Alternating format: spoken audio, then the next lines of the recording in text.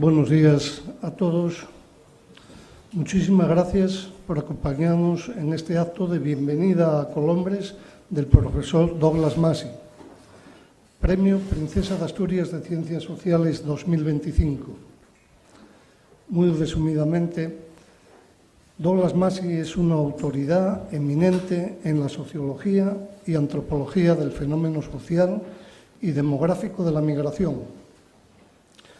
Sus trabajos teóricos y desarrollos metodológicos constituyen una aportación extraordinaria y ayudan a comprender el origen y los desafíos de las migraciones internacionales a lo largo de la historia y los efectos de la segregación y desigualdad que se producen por la raza y la etnicidad en el contexto de la globalización.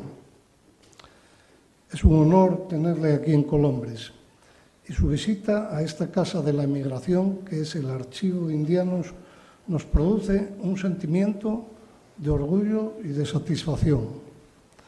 Y además es una visita que adquiere un especial simbolismo por coincidir con el 10º aniversario de la concesión a Colombres del Premio Pueblo Ejemplar 2015 que otorga la Fundación Princesa de Asturias, organizadora de esta visita y encuentro.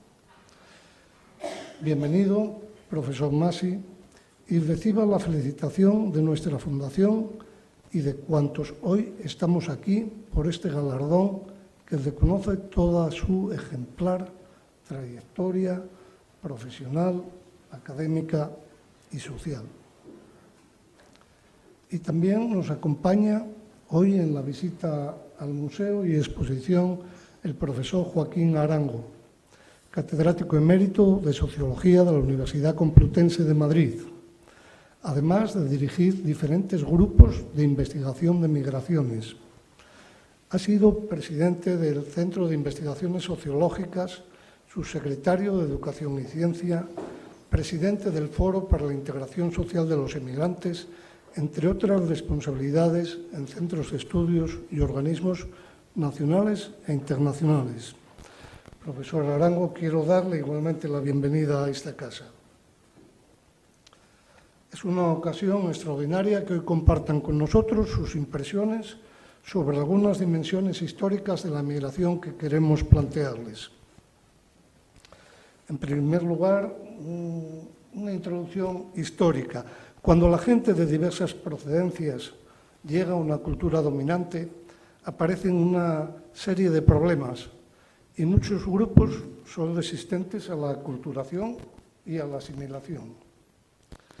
¿Podrían hablarnos del proceso de asimilación en el pasado de los emigrantes europeos? ¿Cómo se produjo con el tiempo la amalgama étnica y homogeneidad cultural en Estados Unidos y en la América hispana? Muchas gracias, profesor.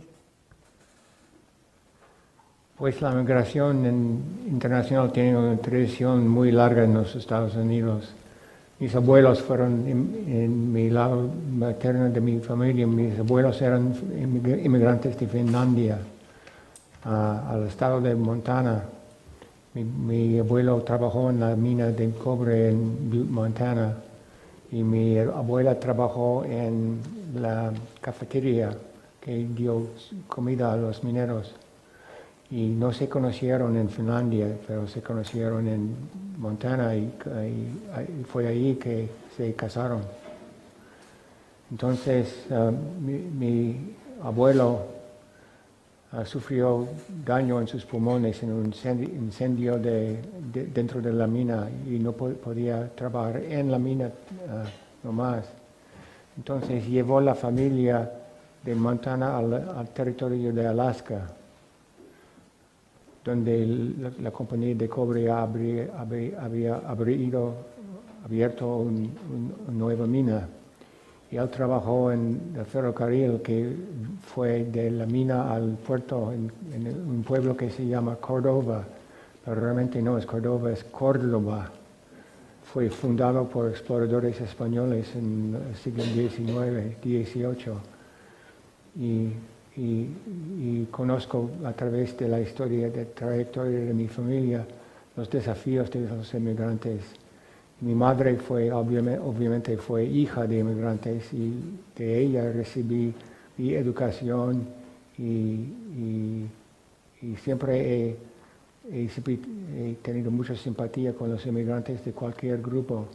Entonces fue fácil para mí para no estudiar los finlandeses en los Estados Unidos, pero la migración contemporánea que fue mexicanos y otros latinoamericanos que vengan a los Estados Unidos. Entonces yo tengo más de 40 años trabajando en México con un proyecto para conocer los procesos migratorios, los desafíos de los migrantes que tienen en lugares de origen y de destino, y las sociedades que se construyen para sobrevivir y sobresalir en ambos lugares. Entonces es parte de una historia mucho más larga. No conocí mucho sobre la historia de la migración asturiana a las Américas, pero es fascinante estar aquí y aprender sobre el proceso. Y veo paralelos. Los migrantes siempre son migrantes y son muy parecidos, no depende del grupo.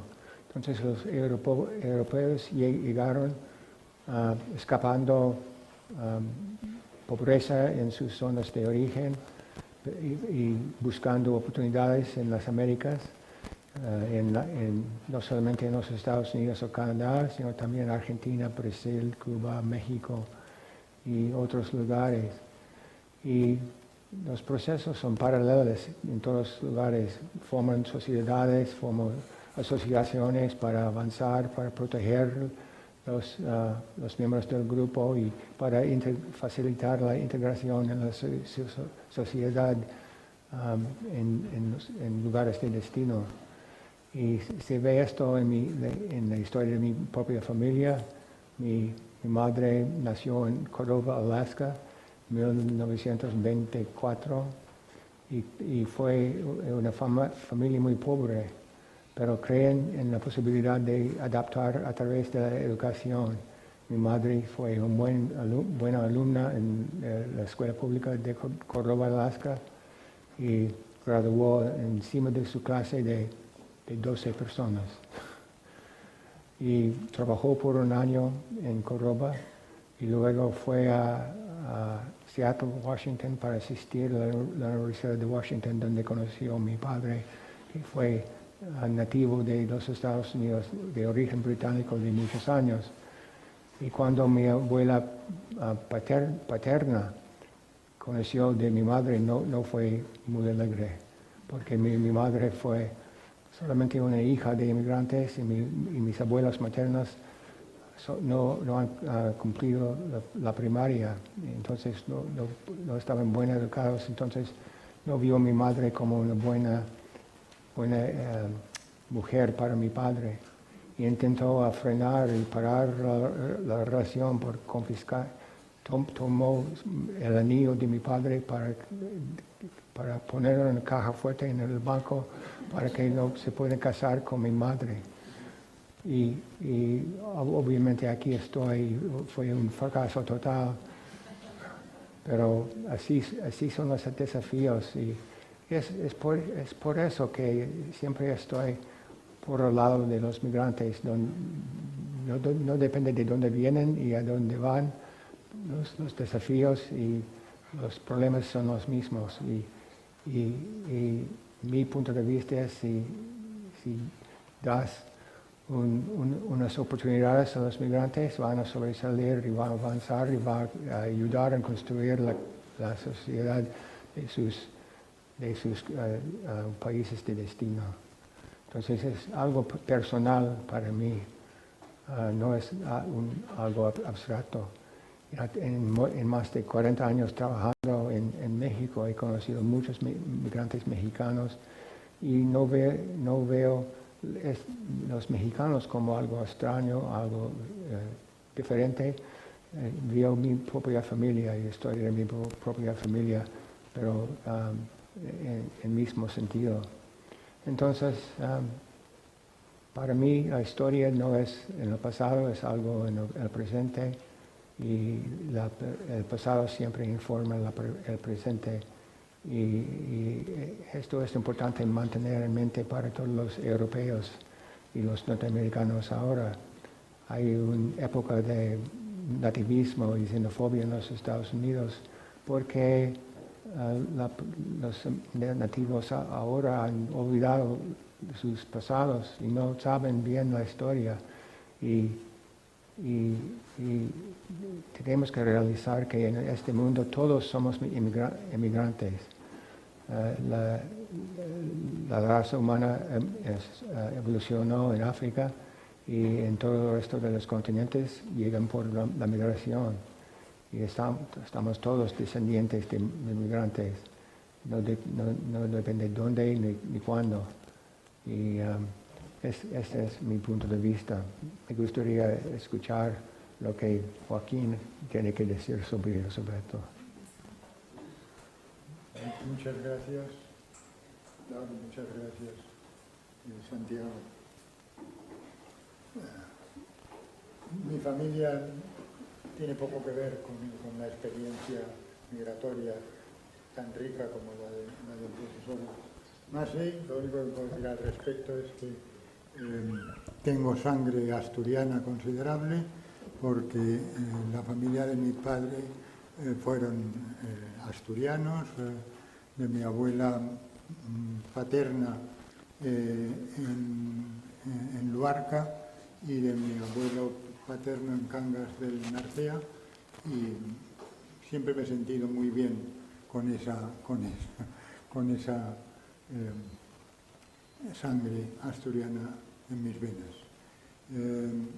Estoy muy agradecido a la invitación a acompañar al profesor Massey, querido colega y amigo, en este hermoso acto, por la oportunidad de visitar esta institución tan admirable como es el Archivo de Indianos y el Museo de la Emigración.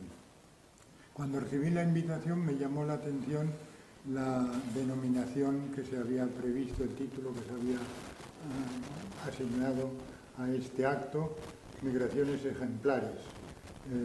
Tardé algo en entenderlo, supe que era un juego de palabras atractivo e ingenioso, con la distinción recibida hace unos años por el municipio de Colombres,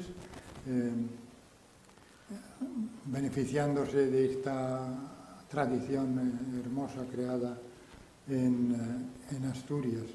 Y supe que combinaba el objeto de la reunión, las migraciones, con este toque ejemplar que le da su ubicación en Colombres.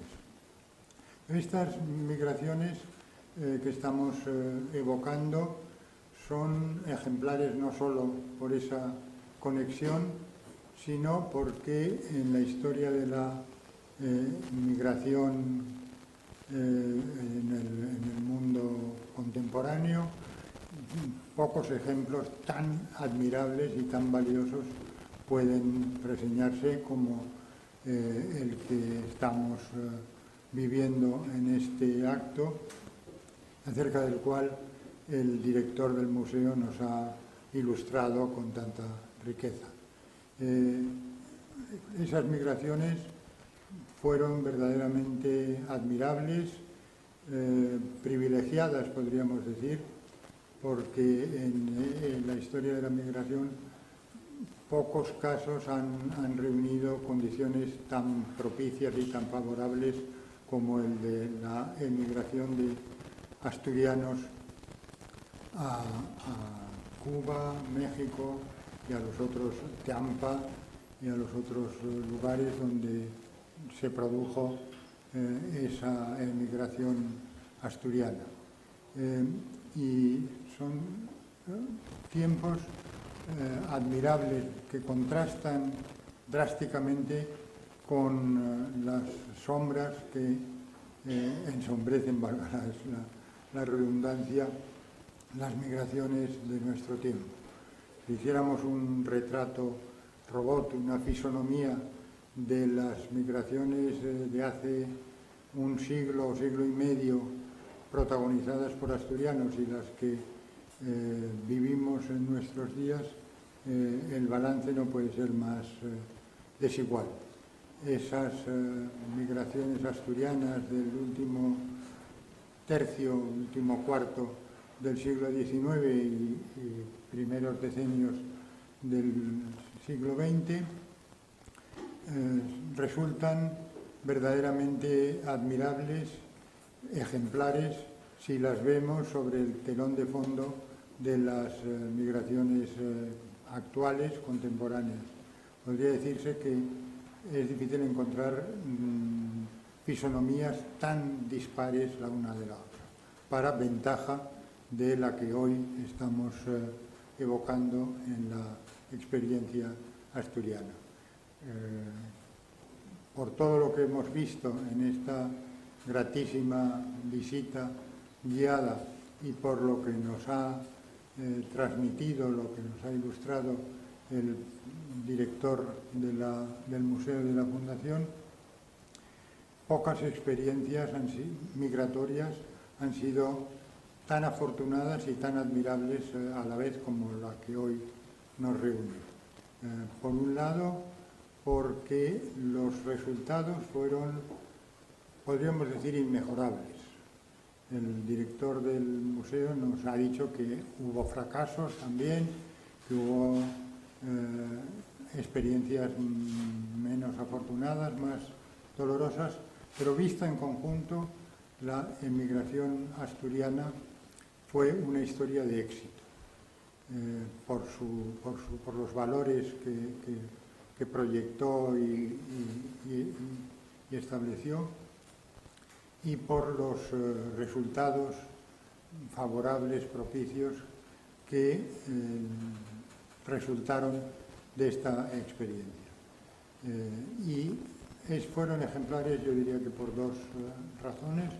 Una, porque se desarrollaron en el mejor momento de la historia para esas migraciones, como digo, incomparablemente mejores que las actuales, y por la claridad de valores, por la excelencia de valores y por la magnitud del esfuerzo que hicieron esos migrantes asturianos en ese tiempo inmejorable para la inmigración. El balance no puede ser más espléndido, más admirable, y evocarlo puede servir para que comparemos la experiencia actual y deduzcamos de ella la hermosura, la belleza, la bondad del gran esfuerzo asturiano en las Américas. No quiero seguir abusando de su paciencia, luego podemos seguir extendiéndonos sobre algunos de estos aspectos.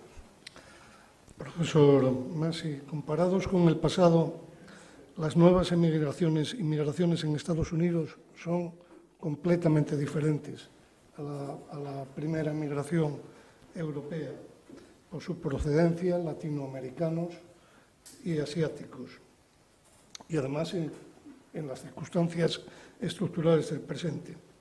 ¿Es posible una asimilación como la que hubo en el pasado o existe la amenaza latina? ¿Va a haber una emigración perpetua en Estados Unidos? ¿Va a ser una sociedad multiétnica?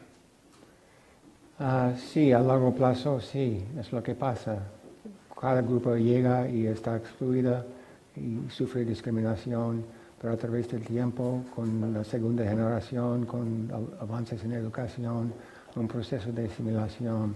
La gran excepción es los descendientes de los esclavos que llegaron en el siglo XVII y XVIII, principios del XIX.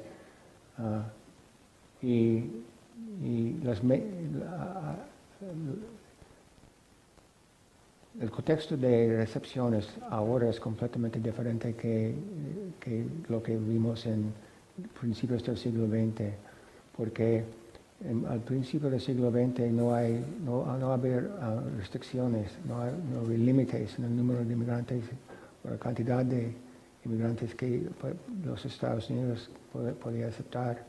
Pero ahora en todo el mundo cada nación pone límites en el número y calidad de los migrantes que aceptan. Y esto causa un nuevo fenómeno que es la migración indocumentada. Entonces, el gran desafío ahora, el gran problema que sufren los migrantes latinos en los Estados Unidos, no es que son diferentes en términos culturales, que no son diferentes en términos de sus esperanzas y sus habilidades, pero no tienen acceso a la legalidad. Y es un gran peso bloqueando el sendero hacia adelante para ellos. En este momento, alrededor del 50% de los migrantes nacidos en México no tienen estatus legal en los Estados Unidos, y entre los centroamericanos es más como 60 o 66%. Y esto es realmente una tragedia de derechos humanos, porque ahora con la política migratoria del presidente Trump hay una ola de deportaciones masivas, y cada deportación de un mexicano adulto causa daño en hijos de los migrantes que son nacidos en los Estados Unidos. Entonces estamos haciendo daño a la próxima generación de ciudadanos americanos. En promedio, el típico migrante indocumentado de México ahora tiene 15, 20 años de residencia en los Estados Unidos, y por supuesto tienen hijos americanos, ciudadanos, y la falta de acceso a la legalidad de los padres constituye un peso en el progreso de la segunda generación que no existía antes.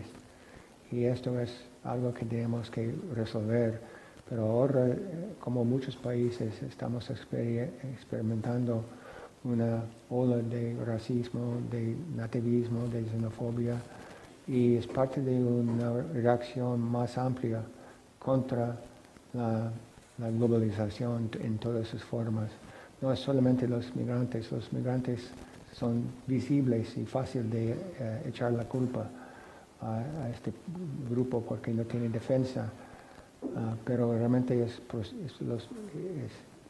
los problemas vienen del proceso de globalización y las desigualdades que produce, los cambios tecnológicos, los efectos del comercio global, y los migrantes son un parte de todo esto, pero son escogidos como blanco para atacar, para movilizar poblaciones.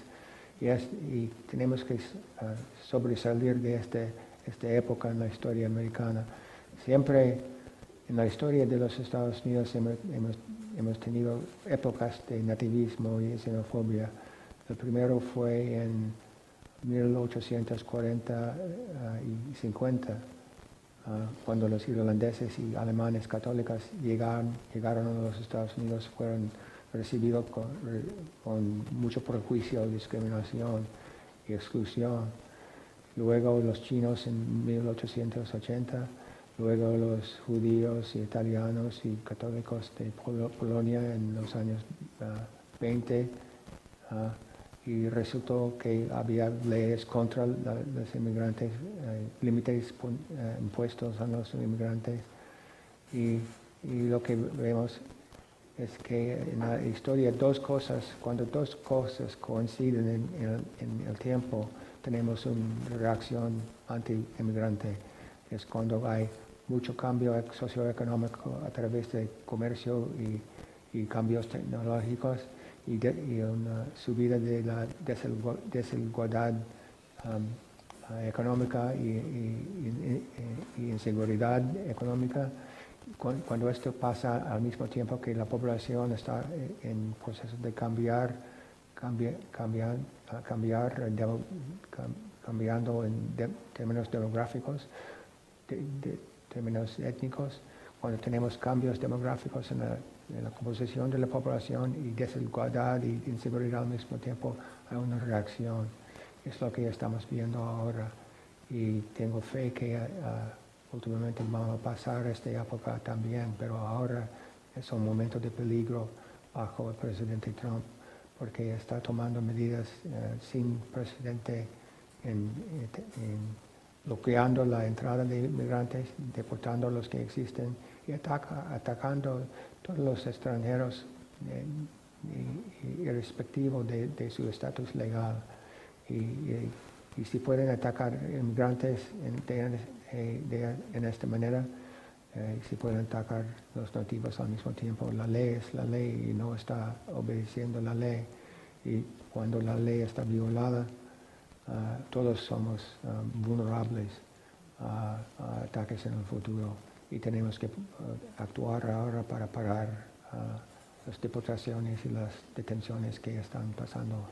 Pero es un desafío muy fuerte.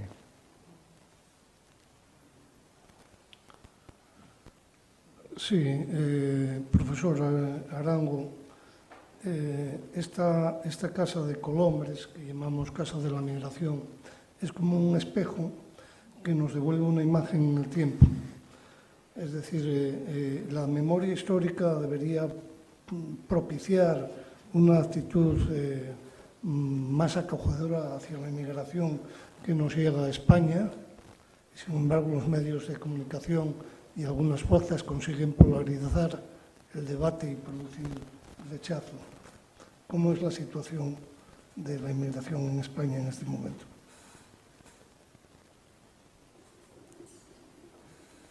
Me atrevería a decir que, con toda cautela, que en perspectiva comparada, la relación de la sociedad y de los poderes públicos con la inmigración y el asilo en España es de las más defendibles y de las que mejor, dentro de lo que cabe, han venido funcionando. Y ello fundamentalmente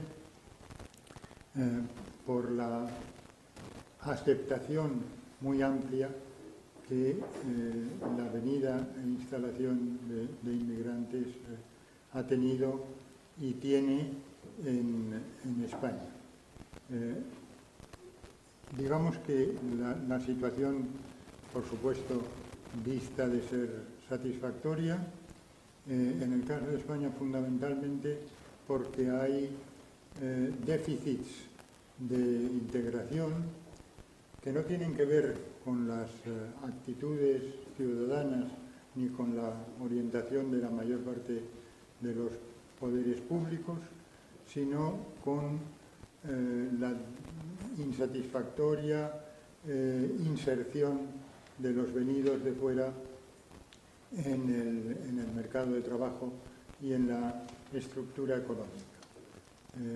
Si vemos esa realidad desde el punto de vista de las actitudes, de la convivencia, de las orientaciones hacia la gestión del fenómeno, podemos decir que en España los rasgos negativos están siendo menores que en otras partes. Hace unos años, como lo ha recordado el profesor Massey, escribió un artículo que se llamaba La guerra contra la inmigración, referido a Estados Unidos y a la primera legislatura de Trump, y estamos viendo con lamento que esa guerra no solo persiste, sino que se está intensificando y agravando en esta segunda legislatura.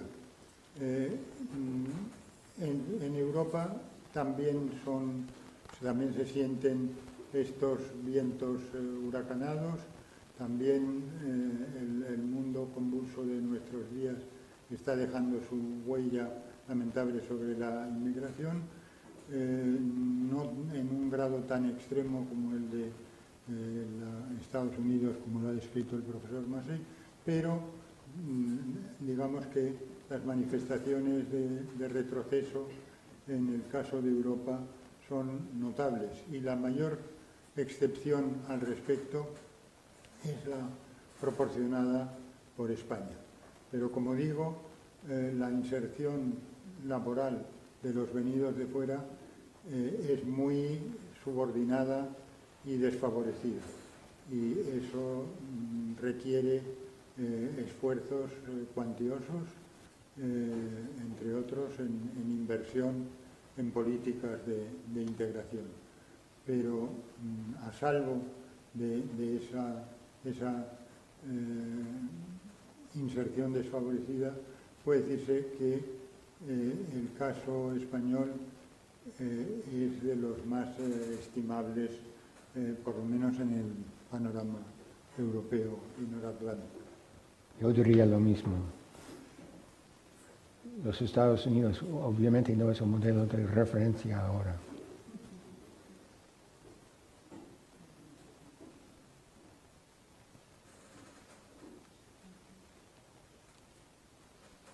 En el caso de España, está viniendo una gran inmigración de segunda o tercera generación procedente de América.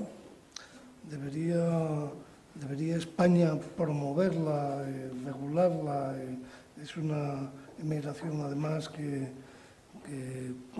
tiene factores muy favorables para su integración, como es el idioma, ¿no? Y por otro lado hay una inmigración que, al igual que Estados Unidos, están llegando muchísimos menores de México, de Latinoamérica y en España de África. ¿Cómo se podría abordar? ¿Es posible regular las migraciones, regular esos problemas que puedan plantear? Con las políticas buenas, sí, pero lo que tenemos ahora predice un desastre para los migrantes, especialmente los menores. Un buen ejemplo es Venezuela. Como ustedes saben, Venezuela es una sociedad fracasada. La economía está completamente fallada en este punto, un colapso total. No pueden mantener la electricidad viva en el país. Y fue destruido a través de 13 años durante la administración de Hugo Chávez, que fue un populista autocrática que destruyó la base industrial del país en 13 años. Y Venezuela, que fue el país más democrático y más rico en Latinoamérica, ahora es el más pobre y más fallado en todo el continente. Y 25% o casi 30% de la población está fuera de Venezuela, buscando refugio en cualquier lugar que puedan accesar. España ha tomado un papel muy importante en admitir estos venezolanos que están saliendo y se notan que están trabajando en los servicios aquí, en restaurantes y hoteles y bares. Veo muchos venezolanos y más colombianos y ecuatorianos ahora, porque el desorden está ampliando en esta parte de Sudamérica. Y al mismo tiempo están yendo a los Estados Unidos, pero en vez de ser admitido y facilitado a adaptar, están bloqueados en la frontera, están deportados de los Estados Unidos, están victimizados, demonizados como criminales, aunque los venezolanos vienen tuvo un sistema de educación muy avanzada y muchos llegan con buena educación, buenas habilidades técnicas y estamos rechazando. La cosa es que con la inmigración hay que hay que cambiar la mentalidad y la estrategia debería ser intentar tomar ventaja de un recurso que está llegando a sus orillas. Los migrantes siempre constituyen un recurso, son capital, llevan capital humano, quieren trabajar y el hecho es que las sociedades desarrolladas ahora son en proceso de envejecimiento muy fuerte y necesitan la mano de obra, necesitan los trabajadores para cuidar a los viejitos y mantener el sistema social que apoya la sociedad. Pero en vez de tomar ventaja de la bondad que está llegando a la orilla, en los Estados Unidos estamos bloqueándolo y estamos echando al lado posibilidades para el crecimiento económico en vez de deterioración económica. La economía de los Estados Unidos en este punto está en un estado de desorden y son actos de autodestrucción que está apuntando Trump en este punto. Pero cada país recibe los inmigrantes que merece. Si trata a los migrantes con compasión y darles un sendero hacia adelante, es mejor para todos. Y el pueblo, el país puede avanzar, su economía, su sociedad puede avanzar. Pero si tratan como enemigos y criminales, es mucho peor para todos. ¿Es posible regular las migraciones? Teóricamente sí. Sí. En la práctica, lo que nos depara cada día la realidad mueve al pesimismo. Desde luego no parece que esté resultando fácil gobernar las migraciones.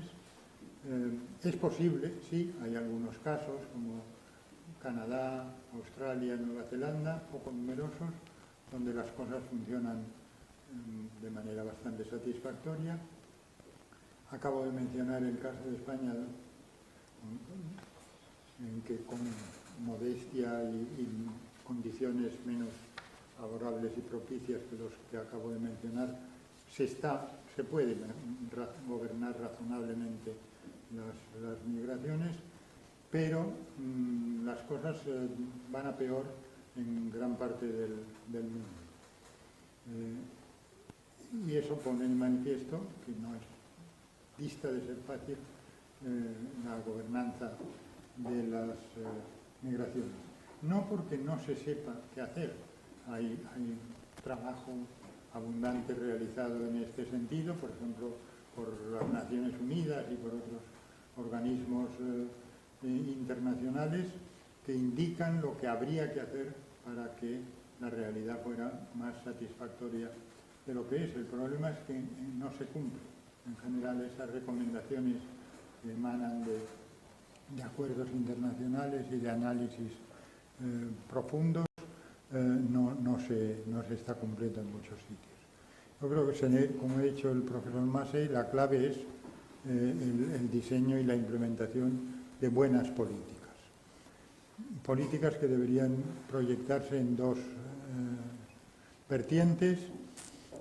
Una es la relativa a los que vienen, que es algo que requiere una profunda transformación, pero que no se ve fácil porque la mayor parte de los gobiernos no tienen la voluntad política de mejorar las realidades en ese terreno, y otros son políticas para los que ya están, respecto de los cuales hay que remover los obstáculos que frenan o minoran el buen funcionamiento de la sociedad diversa. Y En buena parte ese deterioro está derivando de la representación injusta y negativa de la migración que hacen algunos de los detractores, de los enemigos de la misma en este tiempo convulso. Si algo es eminentemente necesario es cambiar esa valoración colectiva de la inmigración que deriva de esa representación negativa que la desfigura y la tergiversa. Los beneficios de programas de legalización están bien ilustrados por el caso de uno de mis estudiantes.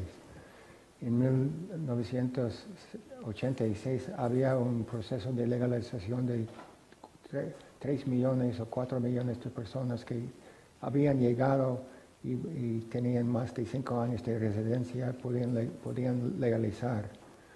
Y uno de mis estudiantes llegó a los Estados Unidos como un teenager, como madre soltera sin papeles.